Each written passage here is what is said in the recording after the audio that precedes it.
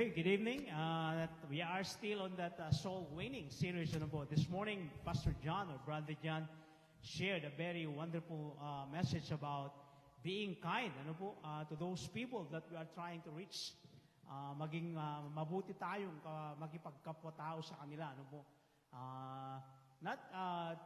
Hindi naman para makipagpekehan, but we are trying our best for them to know more about our Savior, Lord Jesus Christ.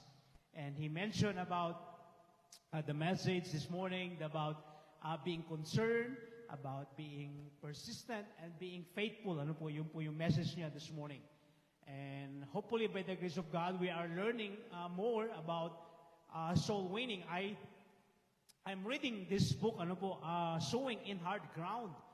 According to Randy Louvier, sabi niya na the world is changing when it comes to sharing the Word of God. If you still remember what I mentioned last Sunday, about 40 million in America alone, na they don't go to church anymore. And that's 12% of total population of America. They don't care about religious things anymore. And even we're trying our best, our very hard best to share the Word of God to them. And even now, just like what Randy Louvier said, that the world is changing.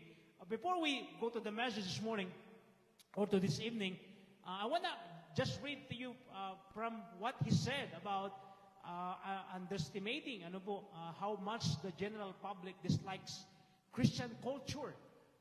May mga bagay-bagay na inaayawan nila sa atin. Yun ang alam natin na alam nyo ito, pero just to remind us again how to deal with people, because even during the time of our Lord Jesus Christ, they rejected Him.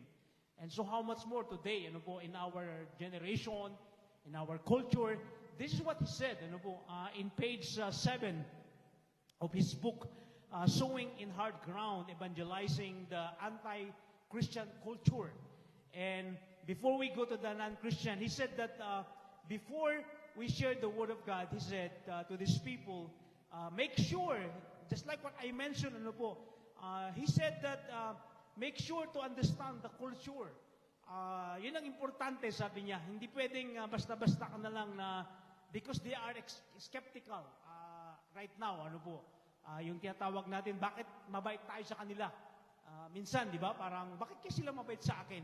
Ba't nila kaya ako tinutulungan? So, skeptical sila agad doon sa ating purpose, And remember what I told you, na mayroon dapat tayong target, Especially yung kapwa nating Pilipino, dahil pareho tayo ng kultura. Madali na po kasi kultura eh. Kumakain tayo ng papaitan, kumakain tayo pare-pareho ng kambing, kultura-wise, mabilis. Ito sabi niya, sabi ni Randy Louvier, sabi niya, about underestimating, why non-Christians dislikes Christians. Sabi niya, because sabi niya, you are hypocrite. You tell me I'm a sinner while you sin. Totoo po ito eh. Kumbaga, ikaw nga, umiinom ka din naman eh. Parang gano'n, pupunta ka sa church, pero ikaw din naman, nagkasalita ka ng hindi maganda. So, yun nga, tawag nila sa atin, hypocrite, Hypocrite tayo. And then sabi niya din, Sabi niya, you are bigot, You say Jesus is the only way to God. But your God is just a Western elitist, imperialist, white supremacist God. So yun daw ang tingin nila sa mga Kristiyano, kasi lalo na, alam naman natin, Christianity parang galing sa Amerika, parang yun po ang nakikita natin, naririnig natin, mga missionary, mga puti. Kaya yun po yung interpretation po nila that Christianity came from white people. But lest they forget, or forgot, it came all the way from Jerusalem, during the time of our Lord Jesus Christ. Ayun po yung katotohanan. Then that's why we keep on evangelizing, we keep on witnessing, we keep on sharing the good news or the gospel. It is because we are commanded by our Lord and Savior, Jesus Christ. Can you say amen to that? So tonight, I want to share with you 3 things about what is evangelism looks like. Ano po talaga ang evangelism na hindi nakaka-offend? Of course, the Word of God is offensive. Don't get me wrong, The Word of God is offensive. Why? Because they don't want to hear what they're doing. Of course, if you read the pages of the Bible, you will see yourself. Makikita mo sarili mo dyan. And so here, what is evangelism looks like? In the life of Zacchaeus in Luke chapter 19, I'm gonna read it to you, verses 1 to 10, ano po, about the life of this man who was a tax collector, who was a sinner, and yet when he encountered the Lord Jesus Christ, his life was changed, and he became an evangelist. So yun po yung gusto kong maranasan po natin. Once the Lord our God changed our lives, ano po, dapat maging evangelist po tayo. Dapat tayo na po yung tagapagdala ng ebanghelyo. Dapat tayo na po yung salt and light. Dapat tayo na po yung tinatawag po nating ambassador, just like what John told us one time. Ano po? Tayo na po yung ambassador, ano po, ni Kristo. Saan man tayo pumunta. So it's just like this. Luke 19, verses 1 to the following. If you are reading it with me, or if you have your app with you, go to Luke chapter 19. It's like that Jesus entered Jericho and was passing through. Dumadaan lang siya, no? Kumbaga, nakikiraan lang, ano? Nakikiraan lang. Nakita nyo dito, ano, na kahit tayo, no? Minsan nakikiraan lang tayo, pero parang, kumbaga, parang detour lang, pero actually, God made that detour for you, or detour for you, because God has something. May gusto siyang ipagawa sa iyo. Yun po yun, ano? So parang, He's just passing through Jericho, and yet, our Father in heaven made a plan for Him to meet this man, or this tax collector named Zacchaeus. It's just like this. Verse 2. A man was there, by the name Zacchaeus. He was a chief tax collector. So parang ano to, no? BIR. Mataas ang posisyon niya dito. Alam naman ang BIR sa atin, kapag BIR ka, naku po, siguradong naka-Jaguar ka. Siguradong naka-Lamborghini ka sa Pilipinas. Kapag ganito ang posisyon mo. Yun nga, di ba? Nakita nyo yung sa YouTube dati, di ba? Naka-Lamborghini, pero security guard lang siya ng costume. Biruin mo yan. Naka-Lamborghini. Sabi niya, he was a chief tax collector and was wealthy. Wow! Nakita nyo, no? Yung result ng pagiging tax collector, he was wealthy. So, siyempre, parang tayo, siyempre, sino ba naman ang ayaw yumaman? Kapag nasa posisyon ka ng pagiging collector, siyempre, yaman ka talaga dyan. Kaysa magbayad ka sa gobyerno, magbigay ka na lang ng kalahati. Ako nang bahala dyan. O, di ba? Alam naman natin ang Pilipino kultura. O, di ba? Wala bang pangkapa dyan? Padulasan mo na yan. Kami nang bahala dyan. O, di ba? Minsan nga, nagpadala ang PMCC sa Pilipinas ng isang container na tulong. Ayaw palabasin eh. O, nakita nyo? Kailangan, sabi nila, hindi kami maglalagay. Hintayin namin, ilabas nyo ng kusa. Hindi nila ilabas. O, di ba? Sabi, Kristiyano kami, hindi pwede maglagay. Nilabas din. Makita nyo? Pero pag gusto mong ilabas ka agad, magpadulas ka. Yan ang ano sa atin, kultura natin. Yun ang hindi maganda. Sabi niya, he wanted to see who Jesus was. But because he was short, he could not see over the crowd. So he ran ahead and climbed a sycamore fig tree to see him, since Jesus was coming that way. So number one, that I want to share this evening with you guys, always remember this one. What is evangelism looks like? God has already prepared a person na pwedeng makinig ng mensahe ng buhay mo. Meron nang iniready ng Diyos. Kaya kapag nagkwento ka, make it sure na hindi ka naman maging arrogante, not to glorifying what you have done in the past, but to give glory to God by telling your story, kumbaga, kung paano ka binago ng Diyos. Kumbaga, palalabasin mo dahil sa kwento mo, na dahil sa kwento ng Diyos sa buhay mo, ikaw ay nagbago. Hindi mo not to glorify what you have done in the past. Just like this Zacchaeus here, God the Father in heaven made the detour for His Son, Jesus Christ, to pass through Jericho to meet this guy. Because Zacchaeus had the desire to meet the Savior. And so I believe in our group of friends, there are people that God has already prepared, wanted to see and hear who is Jesus in your life. Gusto rin nilang marinig kung ano ang kwento ng buhay mo. Gusto rin nilang marinig kung paano ka binago ng Diyos. Gusto rin nilang marinig kung saan ka nagsasamba. Gusto rin nilang marinig kung saan ka naglilingkod. Mas gusto rin nilang marinig kung ano ang ginagawa mo sa church. They wanna hear those things. Gusto nilang makita sa buhay mo kung totoo dun sa kinukwento mo. And somehow, sometimes, kabaliktaran doon sa kwento natin kesa sa buhay natin. Hindi magkatugma. That's why, sabi ni Randy Lubier, sabi niya, you are hypocrite. Kasi nga, doon sa sinasabi natin, kumpara doon sa buhay natin. Hindi tayo pwedeng maging evangelist or makapag-evangelize if we are not consistent with the life that we are saying through the life that we are living. Can you say amen to that? Hindi. Kung hindi consistent with your life, with the words that are coming in your mouth, they don't believe the gospel or the good news that you're trying to tell them. They don't want to believe it. Even me, why should I? I can see your lifestyle. I could see your life. The way you're living your life is different from what you are telling me. You're telling me that I'll come to your church. You're telling me to change my life. Buhay mo nga, hindi mo babago di ba? Ay, mahirap yun. Kumbaga, kasiraan lang yan. Hindi pwede yan. That's why, here sa chaos, makikita nyo later on, the message of hope that Jesus Christ brought into his life, brought a lot of people as well in his life. And he became an evangelist through his lifestyle. So makikita natin mga kapatid sa panampalataya, not just the words that are coming from our mouths, that people around us will be convinced, but the lifestyle that we are living right now will be enough for them to believe the Jesus that we are believing in. Dapat makita nila. Makita nila. Makita nila. Alam nyo, sabi ng asawa ko, sigurado ka, ganyan ang susuot mo? Kulay ako, no? Kulay, no? Sabi ko sa kanya, pagbigyan mo na ako, birthday ko. Birthday ko bukas, ano? Sabi ko, pagbigyan mo na ako, it's my birthday. It's my birthday. Mga pala, happy birthday sa mga, si Pastor Maxi, happy birthday, Pastor. Si Weng, birthday din niya. Happy birthday, Weng. And of course, si Kai, yung aking pamangkin. And so nakikita nyo, mga kapatid sa panampalataya, if we are preparing ourselves, let's say I wanna reach someone for Christ. Let's say I'm praying for Bree because I want her to meet my Christ. I'm praying for her that this young woman here will eventually surrender her life to Jesus. And of course, I keep on influencing her with the lifestyle that we have. But deep within, I'm praying.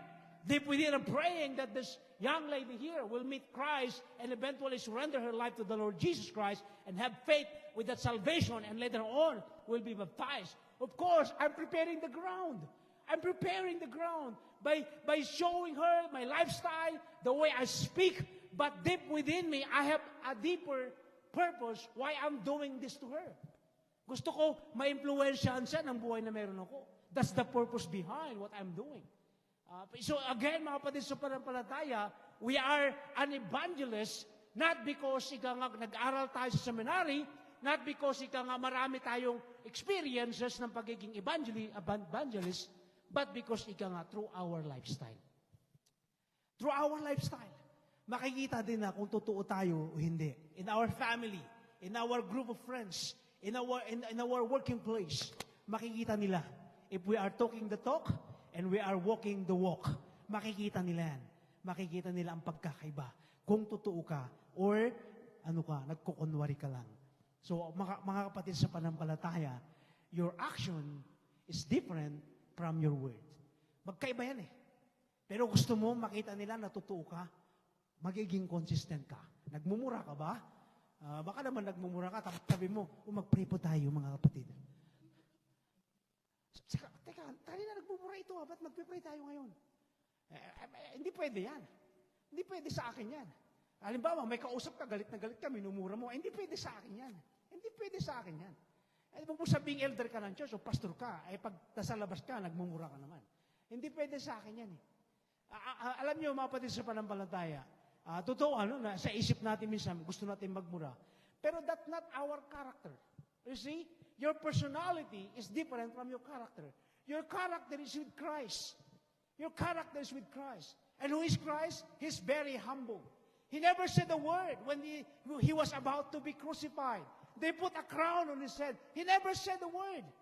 He never said a word.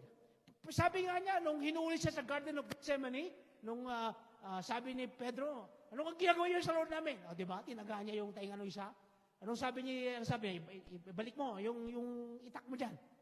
Bakit? Wala ba akong karapatan para tawagin ng 12 legions? Para tulungan ako, iligtas ako? Meron, sabi niya, but he never said the word. He never did it. Why? Because again, he's humble. You see, his life and his words, is with consistent, ika nga. Kung ano yung sinasabi niya, yun ang nakikita natin sa kanya. That's why it's so important for us. If we want to be an evangelist, ano po, people seeing us, what we are saying, then it must be consistent with the words that we are living in. Dapat pareho yan. Pareho yan. Etong si Zacchaeus, hindi. Magnanakaw siya eh. Magnanakaw siya. But he wanted to see Jesus who he was. Gusto niya makilala. Gusto niya makilala. Problema, maraming tao eh. Hindi lang yun, marami siyang baggage, mga kapatid. And even somehow, even us, marami tayong baggage. And we need to let them go. We need to let them go and surrender everything to Jesus. Lord, these are my baggage. I want to be useful in your kingdom. I want these people around me see you through in my life. Gusto kong makita nila ako. Makita kanila sa buhay ko. That's why we need to let them go and everything. We need to bring them to Jesus. That's what this man did when he climbed up to Sycamore tree. Sabi niya, I want to see Jesus. I want to see this Jesus. Gusto ko siyang makita. And he did. The good news, just like what I said, God is already prepared. Remember Philip with that Ethiopian man? The treasurer of Candace, of Queen of Candace?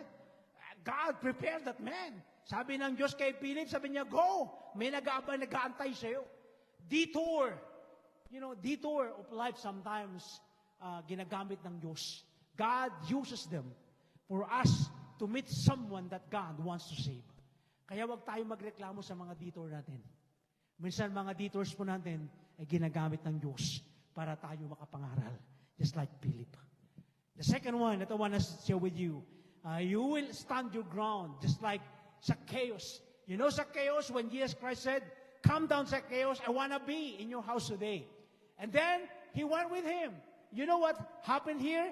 The people around him, this is what happened in verse 7, sabi niya, all the people, sabi nila, all the people saw this and began to murmur. Sabi nila, grabe sino ba yung bisita ni Zacchaeus? Di ba si Jesus yan? O sabi nila, akala ko ba Diyos yan? But hindi niya alam, why he's eating with sinners? Bakit nakikibarkada siya sa mga makasalanan? Anong sinabi ni Jesus kay Matthew, nung tinawag niya si Levi, which he named Mateo or Matthew, sabi niya, anong sabi nila? Bakit nakikikain siya sa mga makasalanan? Anong sabi ni Christ? Sabi niya, sabi niya, sinner or the doctor, sabi niya, ang nangangailangan ng doktor ay may mga sakit. Pero yung mga magagaling, sabi niya, hindi nila kailangan. What he was saying there is that, you know what? The sinners need Jesus, the salvation, and you feel like you are doing nothing wrong, and you don't need Christ. That's what he was telling them. And even here, Jesus Christ, when he met Zacchaeus, and Zacchaeus encountered Jesus Christ, this is what happened here. People started to criticizing him. People started to talk about him, and they were telling, you know what, this guy is tax collector. Magnanakaw ito eh. Magnanakaw ito. Pero deep within his heart, he wanted to meet Jesus Christ. And people around us, there are people that wanted to meet your Jesus. They want to know more about Jesus. They want to hear about your Jesus. They want to see Jesus in your life. And maybe they are observing what you're doing. Naglalaro ka ba kapag nagmumura ka ba kapag sila kasama mo? Or ikaw mismo ang nagiging bad influence sa kanila. If you are doing that, then you are not an evangelist. You are influencing them negatively. You are influencing them the way that they will be destroyed later on. Or maybe you will become part of that lifestyle, and you yourself will be destroyed because you are not influencing them knowing more about your Jesus Christ. Marami sa atin, me myself, there were friends that I have in my circles before that I started, not to go out with them anymore, not to go with them anymore. Why? Because they are influencing me. Instead na I am the one influencing them, it's the other way around. So what I did, I stopped going out with them. I started to go and find friends that, like-minded, the same vision, the same ministry.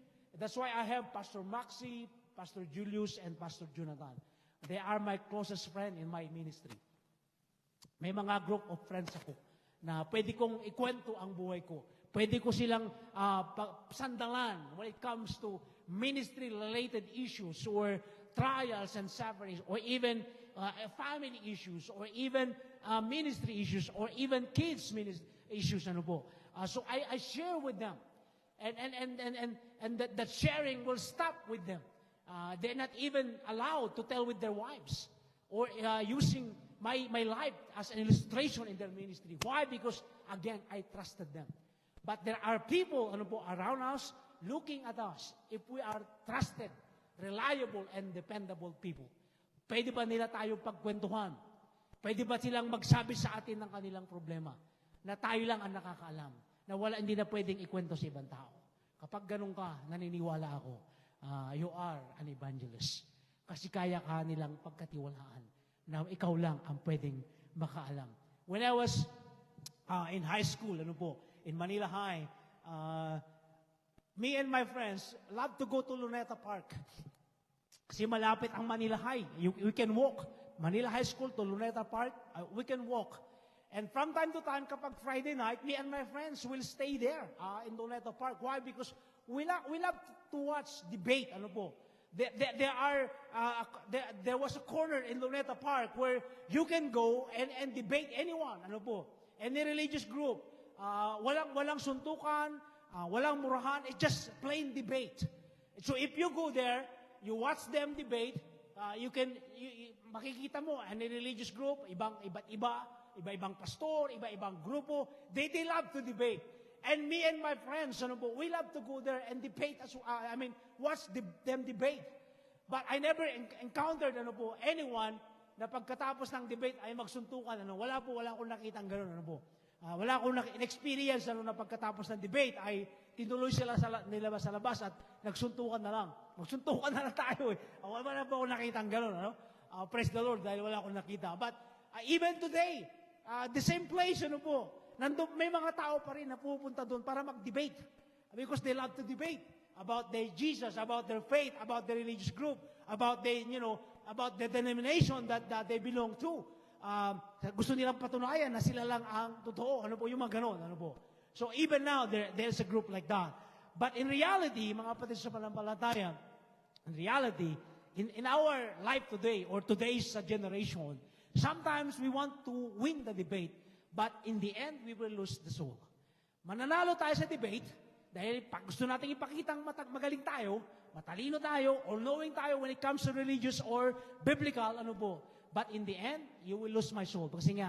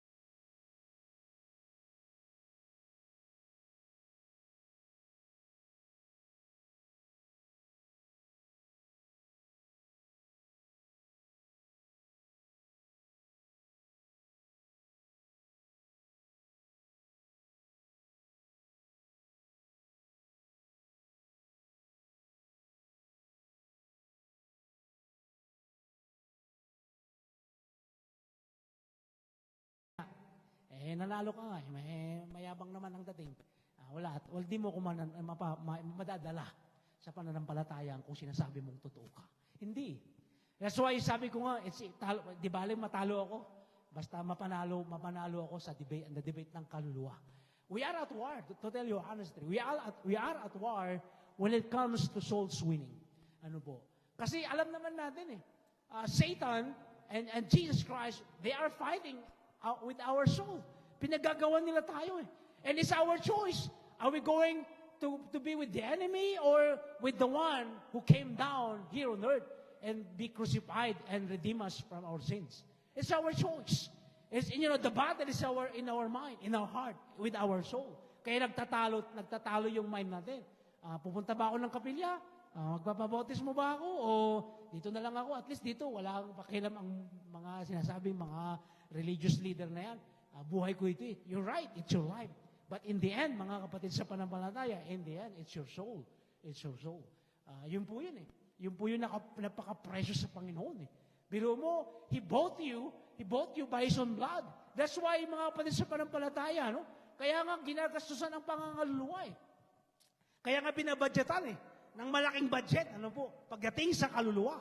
Kasi nga, Diyos mismo, binili niya tayo Binili niya tayo sa sarili niyang dugo. That's why, alam niyo, nakakalungkot minsan sa mga local churches natin. Bakit ang laki ng budget sa evangelism? Mas malaki pa ang budget minsan para sa pintura. Mas malaki pa minsan budget, sa pagpapagawa ng kapilya. Pero pagdating sa pangangaluluwa, wala silang budget. Nakita nyo? Samantalang si Kristo, 100% ang budget sa kaluluwa. Why? Because your soul is very precious. And so when he had a detour in Jericho, he met only one named Zacchaeus. Zacchaeus lang. Zacchaeus lang, kapatid. Pero that detour made a big impact in the life of Zacchaeus. Why?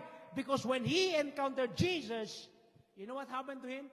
Sabi niya, Lord, sino man ang mga niloko ko dyan, ibabalik ko pa ng 4 na beses. Pagbabago. That's why, mga kapatid sa pananampalataya, kapag sinasabi mong binago ka ni Kristo, magbaguhin mo talaga. Sa isip, sa salita, sa gawa. Pagbabago nga Pagbabago. Ito, nagbago nga ako ng pananamit Nagulat nga ang asawa ko Sabi niya, bakit puro makulay ang mga binili mo, mga pantalon? Pero may green ako, may pink ako, may yellow po mga pantalon. Sabi ng asawa ko, bakit ba ganyan ang mga suot ko? Sabi ko, ganito yata, tumatanda. Para mapansin. Sabi ng asawa ko kanina, nagbibis ako. Sabi niya, you look like a 27 years old. Sabi ko, no, I'm 26. I'm 26 years old. But you know what? Pagbabago.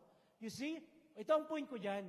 Magbago ba naman tayo ng pananamit, dapat yung pagbabago ni Kristo ang dapat masunod. Amen? Nakita nyo, hindi pwedeng baguhan lang ng damit dyan Baguhan ka ng damit, pugi-pugi mo nga sa camera. Pag wala na yung camera, nagmumura ka naman. Wala. Bagsak ka. Walang ganunan. Wala. Baka kaya tayo hindi epektibo. Kasi hindi tayo magamit ng Holy Spirit. You see? The Holy Spirit will come down to fill us if we are holy in the presence of God. But if we are not, diba? Gusto natin may mga mag-like sa mga post natin. Like. Alam nyo ba dati may dislike? Tinanggal lang nila Kasi nagreklamo mga tao Kasi ang dami, mas marami yung dislike kaysa yung like.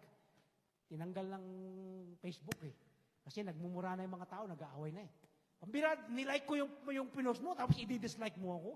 Pero mo, may mga kasama nga akong 3 women na babae na pasero sa Uber. Sabi ng isa, uy, nilike na kita, ba't di mo ba ako nilike? Biro mo sa loob ng kasakyan. Nagpupost na sila kung ano yung pinictura nila. Biruin mo yan. You see, even us, we want people to like us. We want people to like us. Zacchaeus, when he transformed, after he encountered Jesus Christ, people dislike him. They don't like him anymore. They like him when he was collecting money because, may mga pinapadulusan din siyang mga tao May mga binibigyan din silang mga Roman soldier Mayroon siyang binibigyan ng mga Roman officers para hindi siya huliin. Kaya okay sa kanya. Pero when he encountered Jesus Christ and he encountered the Holy Spirit and his life was transformed, they don't like him anymore. They don't like him anymore. That's why they started to criticize him. They started to say something behind his back. Ang sabi nila, ano ba nangyari dyan? Ba't wala na tayong nakukuha? Dati nagbabigay ng pampadulas yan. Sabi ni Zacchaeus, nagbago na ako. Sabi nila, Oo nga, nagbago na ako. Oo nga, nagbago na ako. Hindi nga, nagbago. Hindi nga magbigay ka, hindi nga, nagbago na ako. You see, when you have the discipline to say no anymore, that the changes will start in your life. Discipline to say no. I'm not gonna do that anymore. I'm not gonna say that word anymore. I'm not gonna think that way anymore. I'm not going to do that anymore because God has already transformed my life. That's when the Holy Spirit will fill you up and you will be useful in the kingdom of God and you will become an evangelist. What an evangelism looks like, this is it.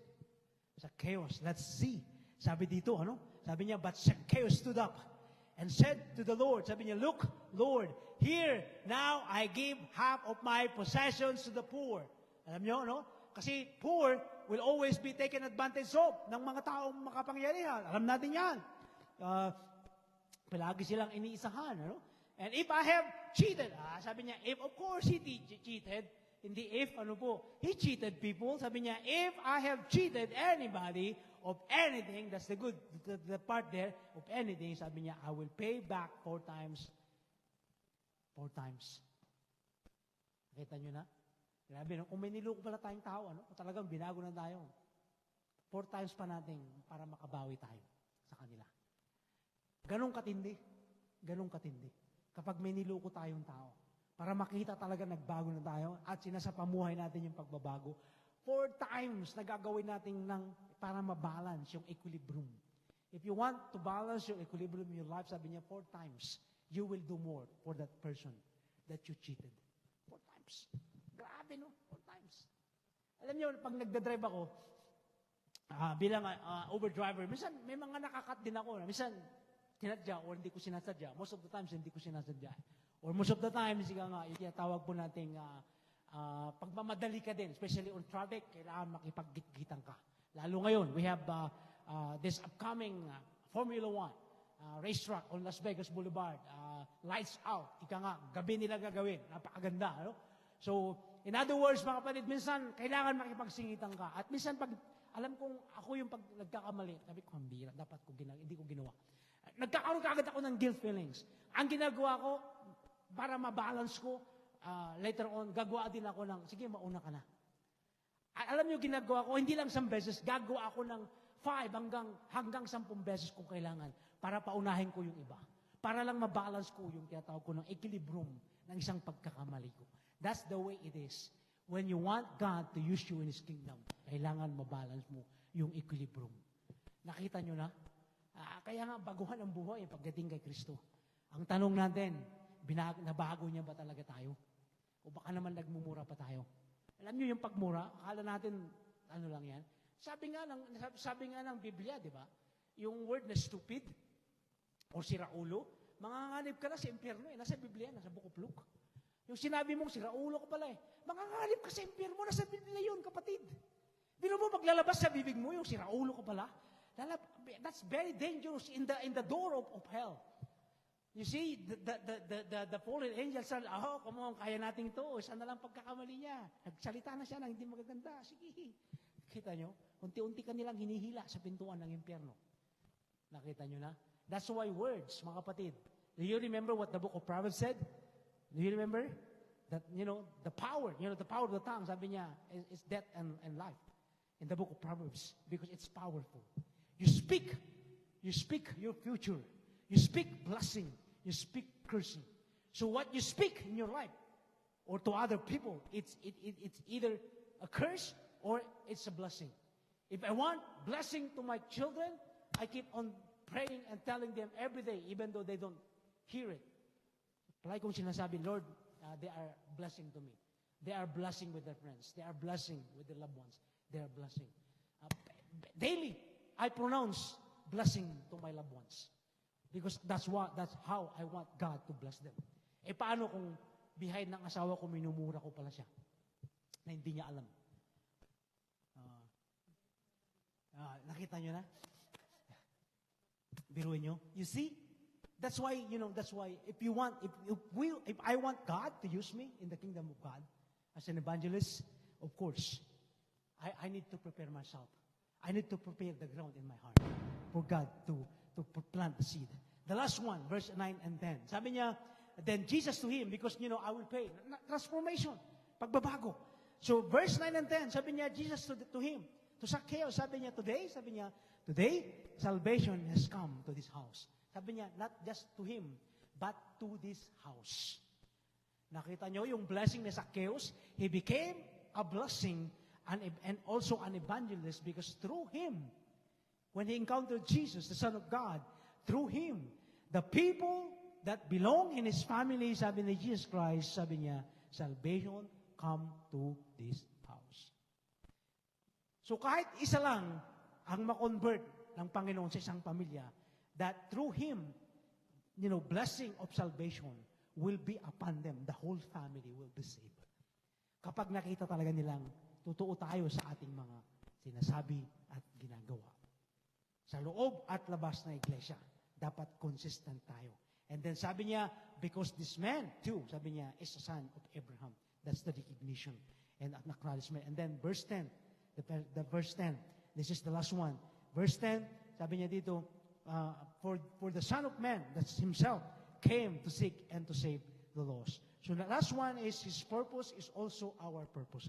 Kung ano ang purpose ni Kristo, dapat yun din ang purpose natin. Hindi nagbabago yan. Hindi nagbabago. Winning. Dapat hindi magbago yan. Yung pangaluluwa, hindi dapat magbago yan. His agenda is our agenda. I don't have any agenda. Dapat the agenda of our Lord Jesus Christ is the same agenda that we have. Soul winning. Dapat yun po yung agenda natin. Because sabi niya, for the Son of Man came to seek and to save the lost. That is purpose. That is agenda. That is our purpose. That is our agenda as well. Never change. And it will never change. Hindi dapat magbabago yan. When he was here on earth, he never forced anybody to believe him. Even people, even his own family, he never forced them. Even his own mother, even his own father, even his own brother, hindi niya pinilit to believe what he was standing and teaching and preaching and believing in. He never forced anybody. Tayo din. Huwag natin pilitin ang ayaw. Huwag niyong pilitin. Huwag niyong pilitin. At huwag niyong ipagpilitan ang ebanghelyo sa ayaw. Huwag. Do you remember what Jesus Christ said? Sabi niya, never waste the pearl to them. Huwag. Huwag niyong pilitin. Kapag ayaw nila, let's go and move on. Huwag kayong masaktan. Jesus Christ was rejected as well. He was crucified because he was rejected. But deep within and behind that crucifixion, he was thinking about you and me. He was thinking about salvation. He was thinking about redemption. He was thinking about forgiveness. And so when we are teaching or sharing and preaching the Word of God, at sinabi nila sa atin, pasensya na bro, pasensya na sister, hindi ako naniniwala sa maganyan-ganyan eh. Let them go. But keep on praying for them that the Holy Spirit will convict them later on in their life. Do you remember yung kwento ni Brother John this morning? Yung stepdad niya, that, when he was young and 20 years old, younger, remember? A pastor shared the Word of God to him, but he said, no. And then, he fell into kind of addiction and everything like that. But when he moved to the USA in Hawaii, when he was old, around 60 years old, and he met again a Christian believer, that's when he realized that, that pastor who planted the Word of God in my heart when I was 20 years old, now, naintindihan ko na. My mind is clear. My eyes, I could see now what he was telling me when I was young. You see? So, ibig sabihin, mga kapatid sa pananampalataya, kung sa tingin man natin, kahit it was rejected, later on, you never know. Baka ikaw din ang umani. Hindi mo alam. At least nakapagtanim ka. At least you planted the good news. And at least you planted a good hope of hope in their life. Na later on, pwede mo silang anihin. That's why we need to keep on being an evangelist. Hindi po ang pagiging evangelist, mga kapatid, ay nagtapos ka. Or marami kang alam sa Biblia. Ako po, Mga kapatid sa panampalataya, hindi ko naman memorize ang buong Biblia eh. Hindi ko nga memorize mula ang pagkasunod-sunod ng Biblia, mula Genesis hanggang Apocalypse o Revelation eh. Hindi ko kayang i-memorize lahat yan, baka akala nyo. Hindi ko rin kayang i-memorize ng New Testament, baka akala nyo. Hindi ko nga alam ang fruit of the Spirit, siyam lang yun eh. Biruin nyo yan. Pero may alam akong verse, John 3:16 and Romans 6:23. Pwede natin pag-usapan. Nakita nyo mga kapatid sa panampalataya, pastor ito. Pero, hindi sa pagyayabang, pero hindi ko po alam ang pagkasunod-sunod ng Biblia, ang Genesis, Genesis, anong kasunod ng Genesis? Bilhin mo, hindi ko alam. Hindi, alam ko naman. Pero yung iba, what I'm trying to tell here is, you don't have to know it all from Genesis to Revelation for you to become an evangelist. For you to share the Word of God. For you to bring hope to these people who need hope. You don't have to memorize all those things. What you have to know is that you have been forgiven, you have been redeemed, and you have a place in the presence of God someday with the Lamb of God. Can you say amen to that? Alam mo na ligtas ka. Yun po yun eh. Alam mo na niligtas ka na. Alam mo na binago ka na. Alam mo, kapatid, na meron kang lugar doon sa presensya ng ating Ama sa langit. Yun yun. Okay na ako doon.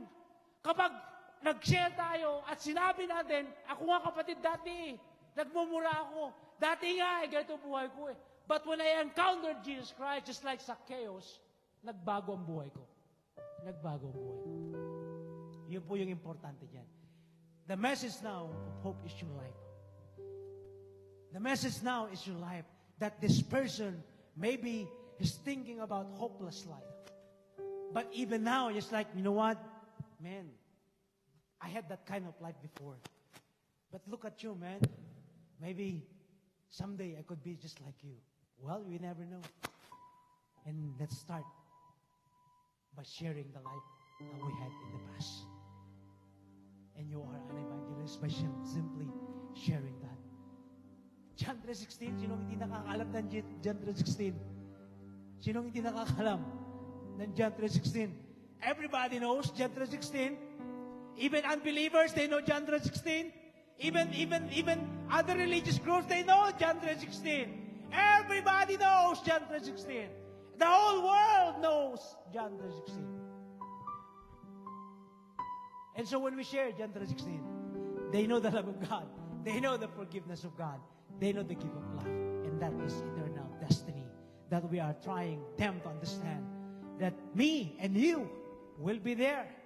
And so if we want our loved ones to be with us in that eternal place, which is called heaven or paradise in the presence of our Father in heaven, I believe, mga kapatid sa panampalataya, we can start by simply memorizing John 3:16 or Romans 6:23, and I'm telling you guys, that will be enough for you to be an evangelist.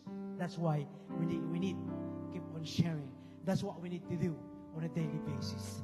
Meron tayong puso sa kanila at alam natin meron tayong place sa langit na bayan. Mga kapatid sa panampalataya, this is my conclusion. Randy Lubier, according to him, he's from Vegas. According to him, for 50 years in his life, he rejected the good news. For 50 years, he said, I don't believe in your Jesus. Sabi niya, I know who you are. Sabi niya, you Christians, you are hypocrite. You are zealot, zealot. I don't like you, he said. For 50 years, he said, he never went to church. He never attended a Christian gathering. For 50 years, he said, I'm a hard ground. I don't want to be planted with that good news. But one time, he heard someone telling stories about his life, how God changed his life. Sabi niya, man, I want to be just like him. And from time to time, even now, you will see him preaching on the street of Las Vegas Boulevard. Isa siguro siya sa mga sumisigaw dyan na may megaphone. Some of the religious people here, they will go to the street almost every night, even without permit. They will go shouting people, hey, if you're not going to change, you will go to hell. They shout those words. I don't have that kind of guts. I'm a coward when it comes to these words. But I know within in my heart, I'm praying as well. Even my passengers, kapag naririnig ko ang kwentuhan nila, I start praying for them. That's how I became an evangelist. I never opened my mouth, but I prayed for them. You see, that's how an evangelist looks like. Hindi mo kailangan maging theologian. Hindi mo kailangan mag-aaral sa seminary. Hindi mo kailangan memorize ang pagkasunod-sunod ng Biblia. You don't have to memorize from Matthew to the book of Revelation. If you know John 3:16, that is enough. If you know Romans 6:23, that is enough to be an evangelist. If you know how God changed your life, that is enough to help someone to know more about your Jesus. I hope this evening, mga kapatid sa pananampalataya, you are empowered, that kayo pala ay pwedeng maging evangelist. Na pwede pala tayo maging evangelist. Pwede pala tayo maging evangelist. Pwede pala. Pwede pala. And so, little by little, start praying. Pag-pray mo ang tao ito. Pag-pray mo. Hindi, alam niyo mga kapatid sa pananampalataya, sabi ko sa inyo, lifestyle. Be a lifestyle. Yung pagiging evangelist po natin. I am telling you, people will look at you and say, you know what, I want His God. I want His Jesus. Dahil nakikita ko talaga ang pagbabago sa buhay niya. And so this month of October, I will be offering, for you to learn more about School of Evangelism. If you want to know more how to become an evangelist, removing the fear to share your faith to people around you. Removing the fear of being rejected. Let's go for it. Let's go for it. School of Evangelism. This October. So I will be offering twice a month. Twice a month. I will be offering through Zoom. Mag-enroll kayo. Libre po ito. Libre. I'm already reading yung mga books na kailangan natin. And I'm preparing for the syllabus or tinatawag po natin na curriculum po natin.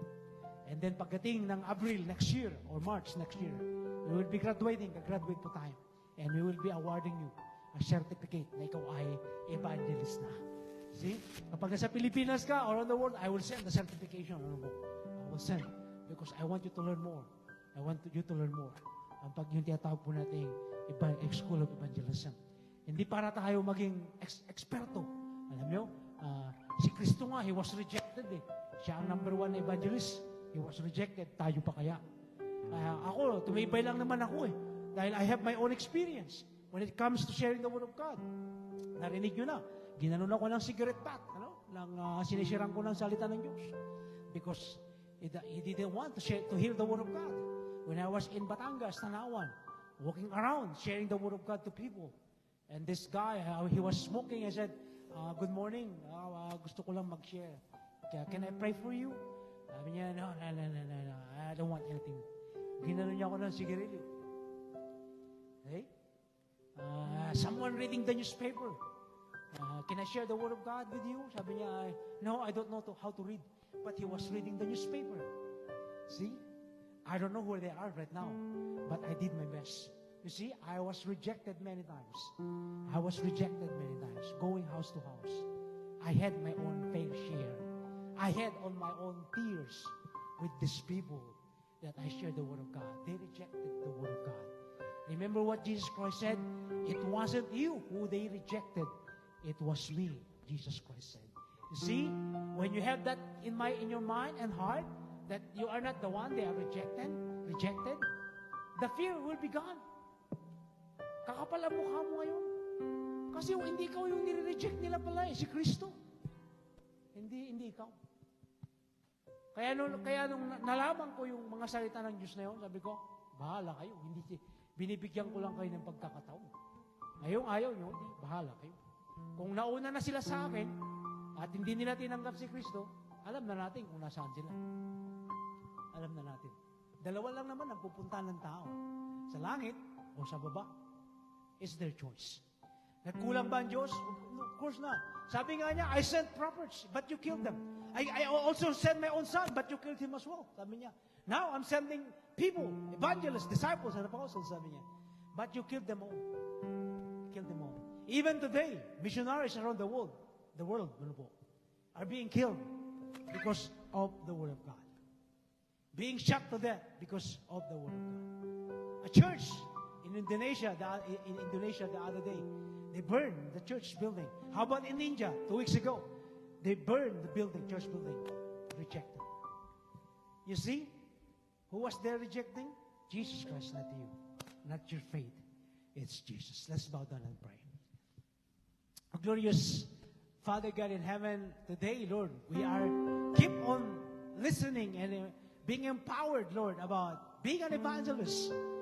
Day in, day out, Lord, you are giving us an opportunity to share the good news, to share the hope that we have received from you.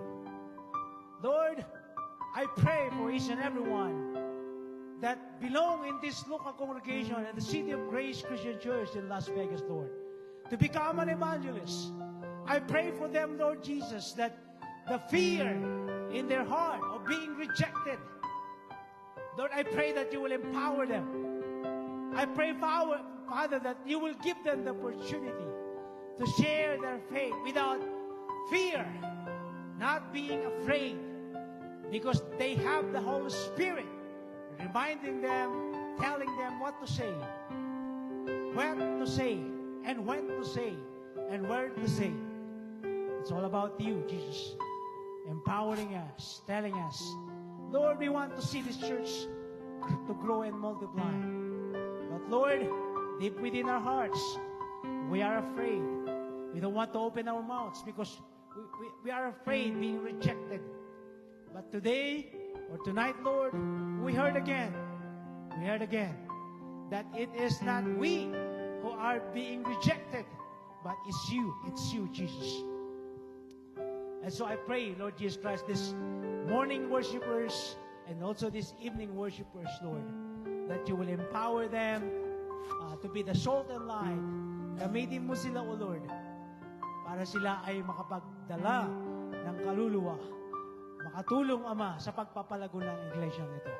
It's a challenge for us, Lord Jesus Christ. But Lord, help us, Lord. Help us to become the light. Ayaw po namin itago ang liwanag na meron kami.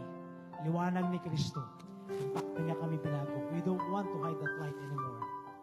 You want to shine, Lord Jesus Christ. You want them to see your work in us. Lord, once again, we are grateful for the redemption. We are so grateful for the blood. We are so grateful, Lord Jesus, for your Son, Jesus Christ, who was crucified and died and buried. But Lord, He became victorious in the end. He rose up from the grave. And so even as Lord Jesus, we are not afraid anymore because the Lord that we are serving and worshiping and following resurrected from the grave. Kami, Lord, mapagtatagumpayan din namin lahat. Ama, salamat po muli. Mula sa Ama, sa Anak, at sa Espiritu Santo, Lord. Palakasin mo kami. Palakasin mo ang iglesia ng Lord, para lumago po kami. Ganon din, Lord, ang may mga karawan. Dalangin po namin, O Lord, mga anak mo na nagsiselebrate ng karawan.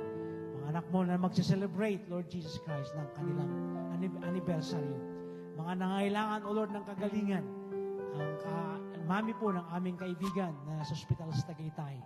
Lord, I pray, Lord Jesus Christ, na overcome po niya ang mga sakit na dumapo sa kanya, Lord. We hear good news, Lord, na napakagaling po ng mga prayer, nagkipray, na sinagot mo po ang mga prayer. Ganon din naman ang mga pangailangan na iglesyang ito, emotionally, spiritually, and financially, Lord.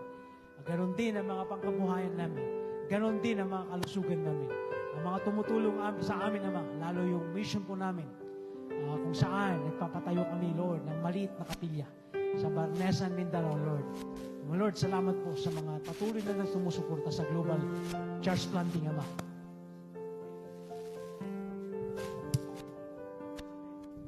Si Manang Shirley and Lord, salamat po sa kanila. Dahil may mga tumutulong na. Salamat po, Ama.